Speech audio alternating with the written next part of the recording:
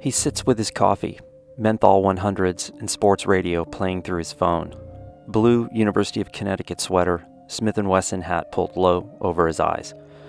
Eyes that convey a range of emotion without me hearing a single word from his lips.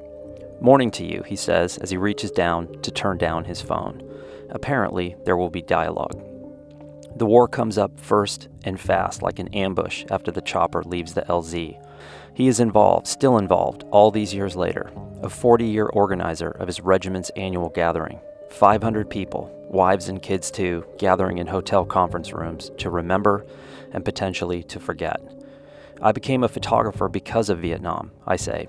I saw a story by an English photographer named Larry Burroughs, titled Yankee Papa 13, about a door gunner, I added. The man shifts in his chair and his eyes come to light. His hands fidget in his lap. "Did he write a poem about the war too?" he asks. "I'm not sure," I said. "I just know his photography. Those images made me feel something and understand something for the first time in my life," I said. I was only in middle school. We quickly covered the famous Vietnam War movies, ending with We Were Soldiers, a movie starring Mel Gibson, where a photojournalist covering the story is urged to drop his camera and pick up a gun, because otherwise it might be his last story, last images, or last breath. Our talk moves to journalism, the coverage of back then and the coverage of right now. "You know what lost the war?" he asks. "Tell me," I say.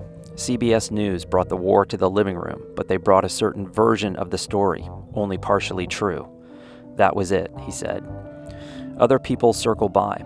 Dump trucks pass with deafening roar as they haul quarry rock to and fro, paid by the load, running at maximum speed for these small roads. Cyclists and runners on high alert for the high pitch and whoosh of air brakes and diesel power. As the noise subsides, our conversation returns like a wave when the tide turns back on itself. I was a recon scout, on point most of the time. "That's high risk, high reward," I say, "and you made it. Was it skill, luck, or maybe your fate?" A slight chuckle, given my way, but also a reminder I wasn't there and won't ever be. A bridge too far, the bridge of real-world, first-hand knowledge. I am simply a bystander. Our talk moves to the country, and I give my assessment of the 3,000 miles logged so far.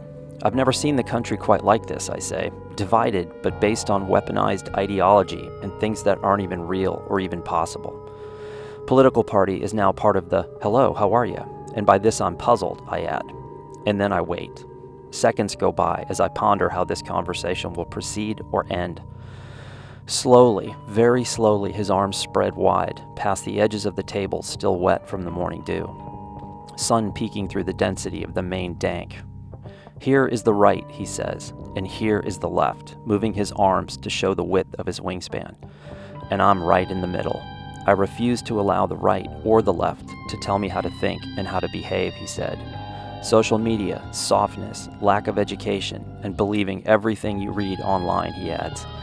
It used to be you never ask anyone how they voted because it was none of their damn business, he says. Not the first thing you say when you meet someone. I'm a John McCain man, someone who can work with both sides, and not like this group who has taken over now. His quiet frustration boils under the surface, and he can't bring himself to even utter the name of the one who lost. Lost time, lost opportunity, grift, and betrayal once again. His eyes return to the protective mode, almost sinking back into the skull as they've done for the past decades. A smoldering butt wedged in the familiar position as his head turns and looks across the wetlands. the dikes and levees of this part of the world. A familiar green, hiding familiar memories of hilltops, outposts, and violent moments that took his friends and his innocence. I went from a naive 19-year-old to a killer in 1 month, he says as the pain bubbles up. You did what you had to do, I say, and you continue to, and that's admirable. You did good.